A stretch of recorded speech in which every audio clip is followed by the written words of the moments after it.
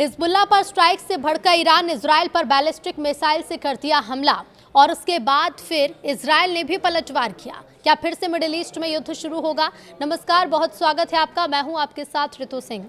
Iran ने रविवार रात इजराइल पर बैलिस्टिक मिसाइल से हमला किया है, जिसके बाद मध्य पूर्व एक बार फिर से पूर्ण युद्ध की कगार पर पहुंच चुका है। पिछले 2 महीने से जारी युद्ध विराम के बीच इजराइल पर ईरान का यह पहला हमला है। ईरान का मिसाइल हमला इजराइल के बेरूत पर एयर स्ट्राइक के ठीक बाद किया गया। इजरायली सेना ने बताया कि उसने ईरान से दागी गई मिसाइलों का पता लगाया और तुरंत एयर डिफेंस सिस्टम को एक्टिवेट कर दिया।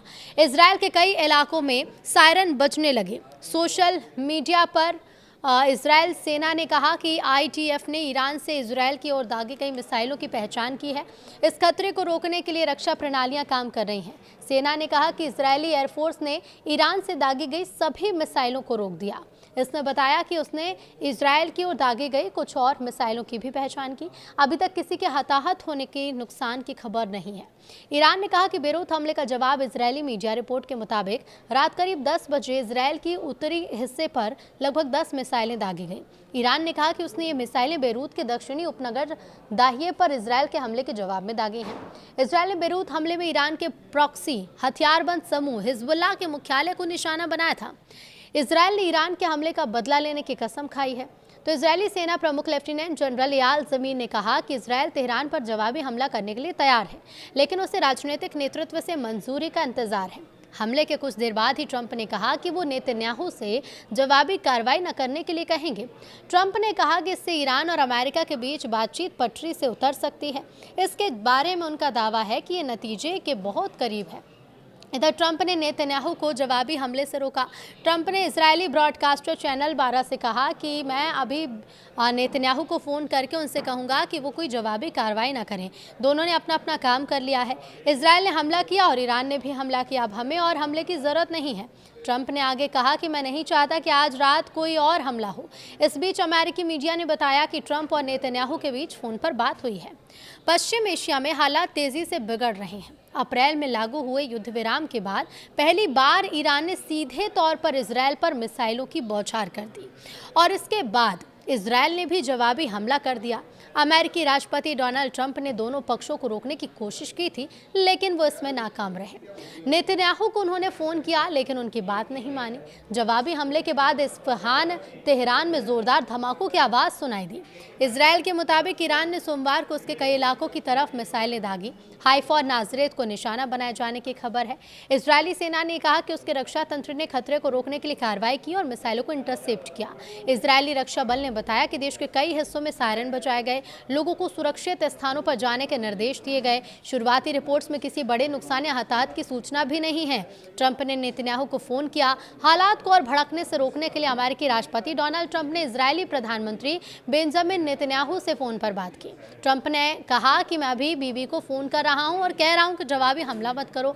दोनों हमला कर चुके हैं, हमें एक और हमले की ज़रूरत नहीं है। अगर बीबी फिर हमला करते हैं तो ये सिलसिला अगले 47 साल या 3000 साल तक चलता रहेगा। एक न्यूज़ चैनल से बातचीत में ट्रंप ने ईरान को भी संदेश दिया। उन्होंने कहा कि तुमने अपनी मिसाइलें चला दी, अब काफ़ी है। बातचीत की मेज़ पर लौटो और समझौता करो। ट्रंप ने दावा किया कि ईरान के साथ अंतिम समझौता अगले कुछ दिनों में हो सकता है। लेकिन आखिर ये विवाद क्यों भड़का है? तो ईरान का यह हमला बेरूत के दक्षिणी उपनगरों पर इजरायली हमले के बाद हुआ। इजरायल ने कहा था कि ये कार्रवाई हिजबुल्लाह की ओर से उत्तरी इजरायल पर हुई गोलीबारी के जवाब में हुई। इसके बाद ईरान ने चेतावनी दी थी कि वो जवाब देगा। अब मिसाइल हमले के बाद तेहरान का रुख और सख्त हो गया है। ईरान की सरकारी मीडिया के मुताबिक सैन्य अधिकारियों ने कहा कि अगर इजरायल ने दक्षिणी लेबनान या बेरूत पर हमले जारी रखे तो उसे और ज़्यादा कुचल देने वाले हमलों का सामना करना पड़ेगा। ईरान के इस्लामिक रेवोल्यूशनरी गार्ड कॉर्प्स ने यह दावा किया कि उसके पास बड़ी संख्या में मिसाइलें तत्काल लॉन्च के लिए तैयार हैं और ज़रूरत पड़ने पर इजरायल के और ज़्यादा ठिकानों को निशाना भी बनाया जा सकता है। ईरान के सुप्रीम लीडर के वरिष्ठ सैन्य सलाहकार मोहसिन रिजाई ने कहा है कि हमला युद्ध विराम उल्लंघन और लेबनान के खिलाफ कार्रवाई के खिलाफ एक चेतावनी है। उन्होंने कहा कि किसी भी नए कदम का जवाब पहले से ज़्यादा सख्ती से दिया जाएगा। ईरान के सरकारी प्रसारक IRIB ने एक सैन्य अधिकारी के हवाले से दावा किया है कि ईरान ने सऊदी अरब के अल खर्ज एयरबेस पर कोई हमला नहीं किया। अधिकारी ने कहा कि ईरान ने एक भी हमला नहीं किया। ये बयान उन रिपोर्ट के जवाब में आया जिसमें अल खर्ज एयरबेस के पास विस्फोट की खबर सामने आई। इससे पहले सऊदी सिविल डिफेंस ने अल खर्ज गवर्नरेट में संभावित खतरे को लेकर चेतावनी भी जारी की थी और लोगों से सुरक्षित स्थान पर रहने को कहा था।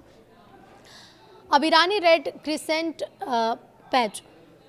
इजरायली हमलों के बाद अलर्ट पर है ईरानी रेड क्रिसेंट। ईरान इजरायल युद्ध में लगातार देखिए ताज़ा हवाई हमलों के बाद ईरान की रेड क्रिसेंट सोसाइटी ने यह कहा है कि उसकी सभी आपातकालीन और राहत टीमें पूरी तरह से अलर्ट मोड पर हैं।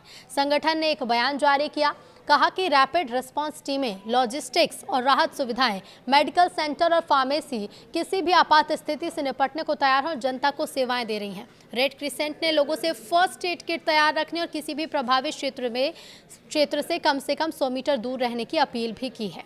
तो वहीं इजराइल के एक चैनल की रिपोर्ट के मुताबिक मध्य इजराइल के कई इलाकों में सायरन बजाए गए हैं। रिपोर्ट्स में कहा गया है कि गुश डैन क्षेत्र और यरूशलेम समेत कई स्थानों पर अलर्ट जारी है। ये चेतावनी ऐसे समय में आई जब इजरायली सेना ने यमन की दिशा से एक मिसाइल दागे जाने का दावा किया। सुरक्षा स्थिति को देखते हुए इजरायल ने अपना हवाई क्षेत्र अस्थायी रूप से बंद कर दिया है। इसके साथ ही बता दें कि फिलहाल अधिकारियों की ओर से किसी नुकसान या हताहत की जानकारी नहीं दी गई है। सुरक्षा एजेंसियां हालात पर नजर बनाए हैं और लोगों को निर्देशों का पालन करने को कहा गया है।